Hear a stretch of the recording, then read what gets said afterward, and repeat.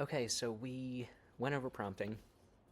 Now it's time to go over context engineering. So, context engineering is the next level. Prompting is effectively kind of iterating forward the same train of thought, and you can add context and do some context engineering stuff with prompting, but context engineering in itself, if you build the assets on the front end, you will be able to use them consistently over and over and over again. And that is what context engineering is. It is about removing as much friction as possible as it relates to building the same assets that have replicable value. So let's get into it. So, like I said, basically prompting is just that conversation with the AI, which is an important skill and it is a part of context engineering. But context engineering is how you build a knowledgeable assistant, how you actually take the AI into something that is productive for you and your team. So, the front door key versus the master key. Context engineering gives us that master key. You build it once, you use it forever, you don't have to keep reusing it. Prompting gives you the key to one door, one chat, one problem solved. Context engineering allows you to scale that problem solving ability out to basically anyone on your team, any chats that you have, anything that references some component of your business, the context engineering will be valuable for. So this is a sample context card from what kind of very, very simplistic way to build context engineering. This is the simplest way.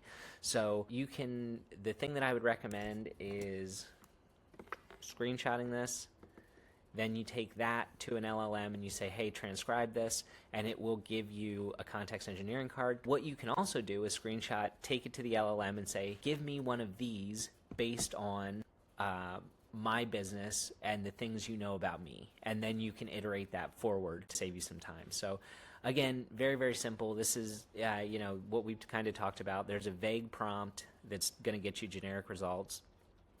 You load your context card and you load some additional details, which again go into the context engineering, and you are going to get a much higher output almost every time. The AI is good, but it is not good enough to understand you, the way you operate, best practices, and any proprietary data or information that you have that is not publicly available. The human value right now in AI is non-publicly available proprietary data that's just yours, that no one else has access to. Understanding and expertise. So if you know that every time you write a listing description and it goes over 150 words, people tune out and don't read it, that is expertise that you have that is potentially not publicly available. It may be out there somewhere, there may be studies on it or whatever, but if that's something that you know for a fact, put it in your context. So we're going to go over kind of a 4-layer system for this, where we go over task, conversation, memory, system, and most people kind of stop here. They do the task, and then the next time they need to do the similar task, they have to do that whole process all over again. Our goal is to build a system to remove as much friction as possible so that you can spend less time doing the things that are administrative, but not only spend less time, you also get higher quality outputs as if you're taking your best team member and applying them to the task. So let's set up layers 1 through 3 and then attack kind of the task layer of the problem. So step 1 is the system. This is your AI person, the voice, the constraints, the expertise, all of it. So what goes into the system context? Your role and specialty. Who exactly are you? What are you serving? Is it an area? Is it luxury? Is it short-term rentals? Is it like, what specifically are you really, really good at? Your voice and tone. So I recommend, if you have emails that you've written and you really like, or you've had, any type of blog or article, anything like that that really represents your voice and tone. It doesn't even have to be yours. It could be, an Alex Hermosi article, or whoever it is in the space that you really like.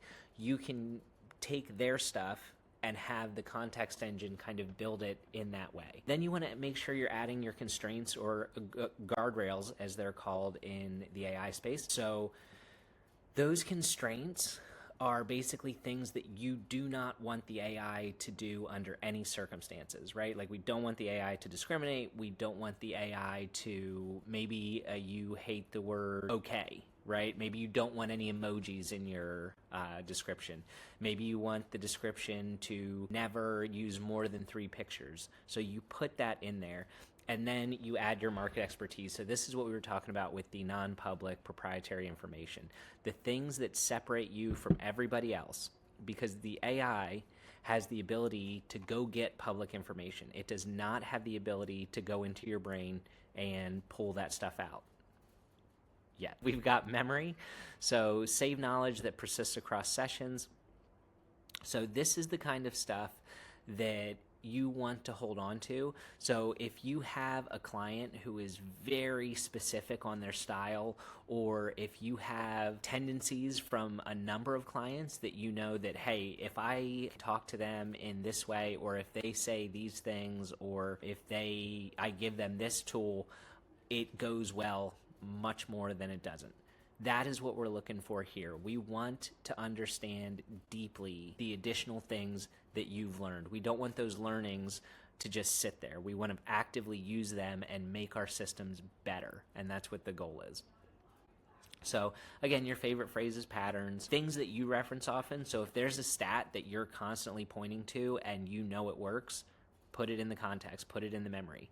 And then again, the do not say list, the things that we don't want the AI to reference under any circumstances. We want to save these things to the memory of our system, whether that's a Google Doc, whether that's, an actual coded system, whether it's what they call a gem in Gemini, an artifact in Anthropic Claude, or GPT in ChatGPT. The conversation. So this is the discussion with the AI.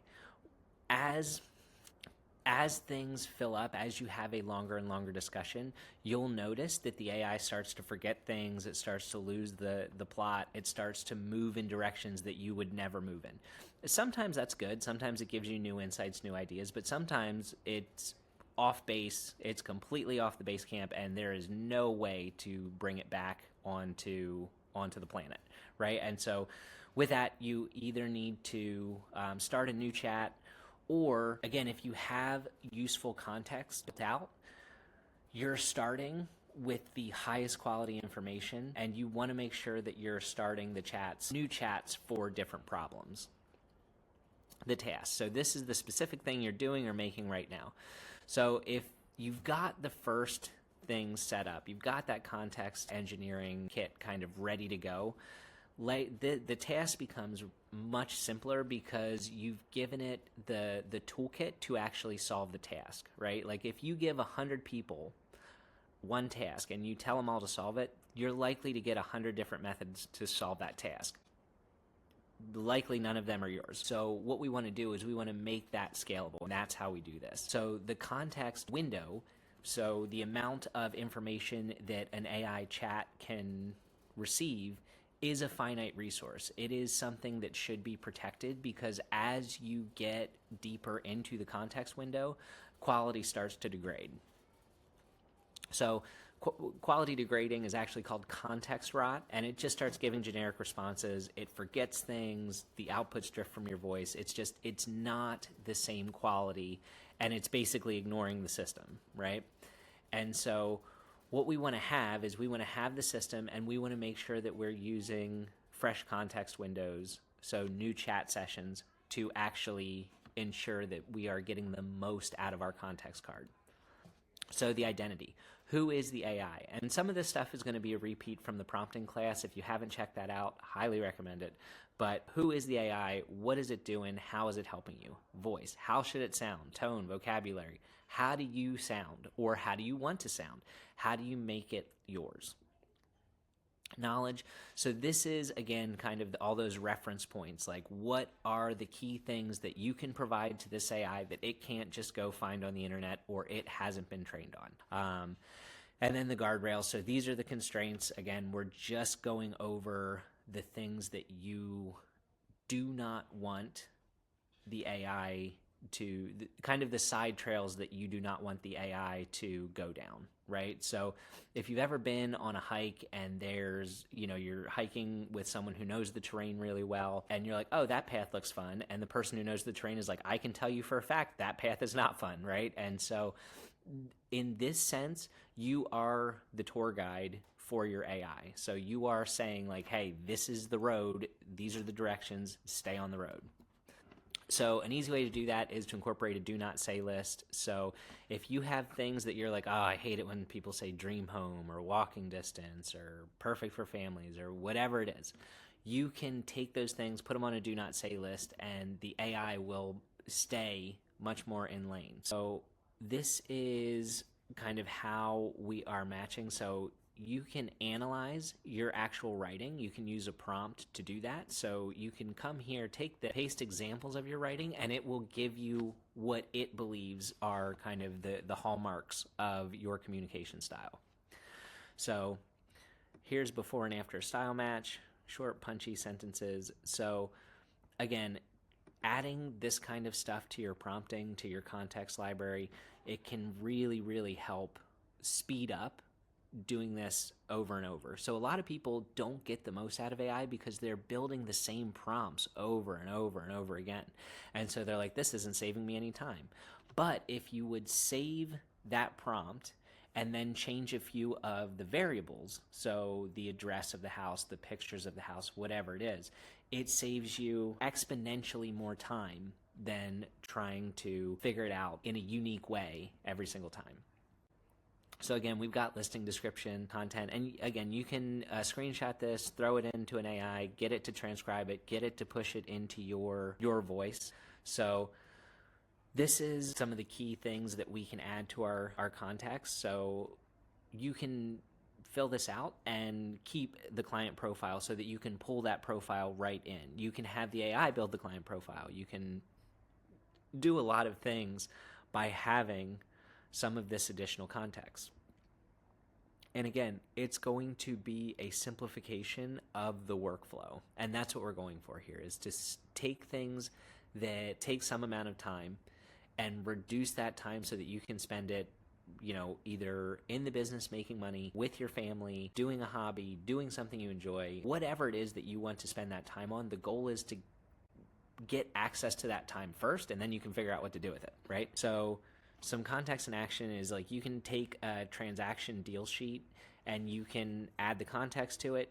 And then this is where it becomes really cool, is you can take the deal sheet and you can combine that with your client's style, and you get things that are a blend of you talking directly to your client for a specific deal, right? And so you can build client personas or ideal customer profiles, ICPs, and you can use that in your marketing. You can use that in your outreach. You can use that if you're dealing with someone who is in that ideal client profile, right? And so we can build context around almost anything, right?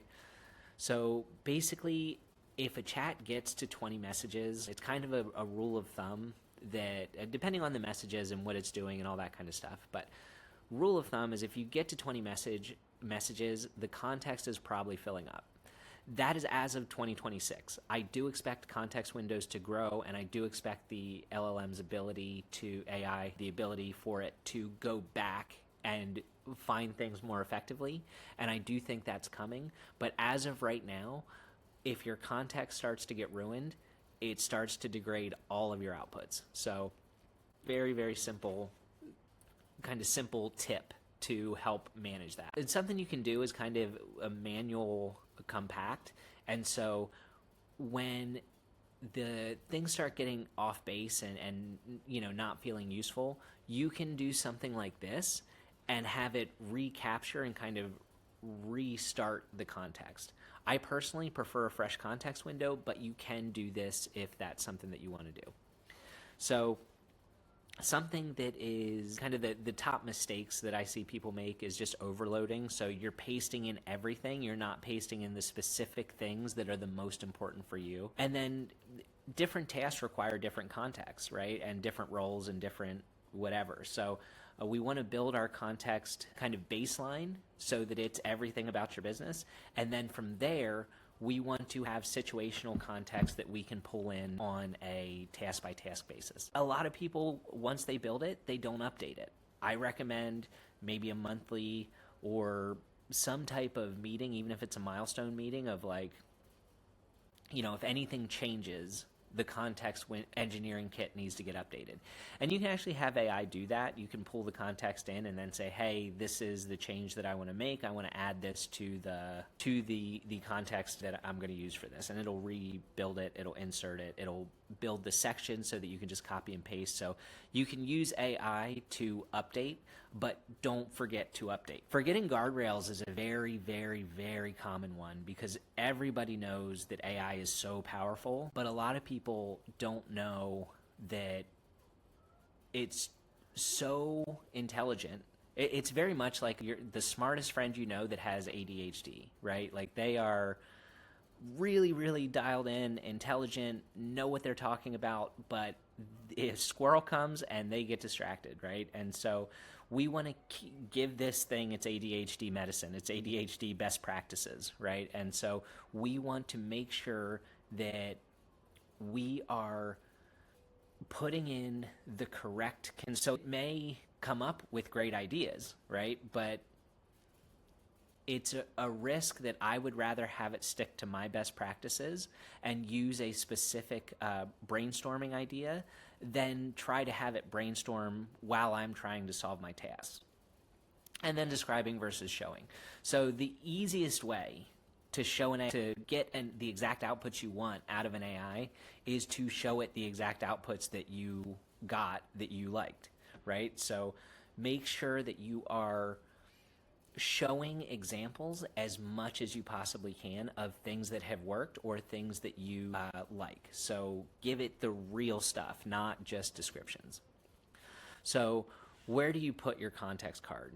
So each AI has its own way to implement persistent context. So again, kind of talked about this a little bit, but ChatGPT has custom instructions. They have projects. Claude has projects. I think they might call them artifacts now. And then Gemini has gems. And so you can add specific things. So you can have, let's just do Gemini gems, for example. You could have a gem that focuses on listing descriptions. You could have a gem that focuses on client outreach. You could have a gem that focuses on responses, negotiation, like anything that is data work in real estate, you can build a system like this around. So what should your action plan be? What do we need to do to get rolling? Write a do not say list. That's a very, very simple way to start your context card. And it's a lot of people, it's much easier to state the things that you don't like than it is to start stating like, this is my writing style. This is, X, Y, and Z. So it's much easier to be like, oh, I hate that word dream home. I hate, this and that. So like figure out what your guardrails are. That should be a very, very simple project to do today. Run that style match prompt on 3 of your best writings, 3 writings that you think this is exactly the output that I want. Then create your context card, then build some tasks so that you're using ideally those advanced features in ChatGPT to build out tools that are highly useful for you. Here's kind of the checklist that you want to ask yourself before off and running. Did I load my context card? Is my voice profile included? Did I include the guardrails?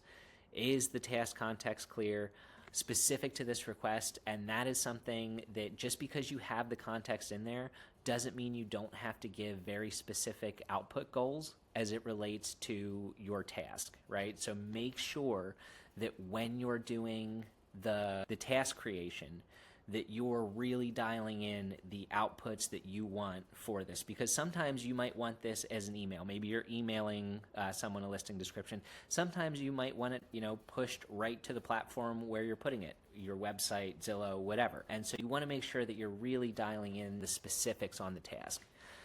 Is the context lean? So is this what's required for this project? So The way Einstein puts it is as simple as possible, no simpler. That's what you want to do here. And then if the chat is getting extended, am I being aware that there is probably some context rot and a degrading of the AI's outputs? And obviously reviewing those outputs, being the human in the loop is really helpful on this. But the big idea for this particular segment is that you're trying to go from prompting a chatbot to programming a digital assistant who knows you and your specific business. Well-crafted context card will save you so much time, and building these tools and systems make things super accessible to you, to your team, to your vendors, to anyone you need to interact with.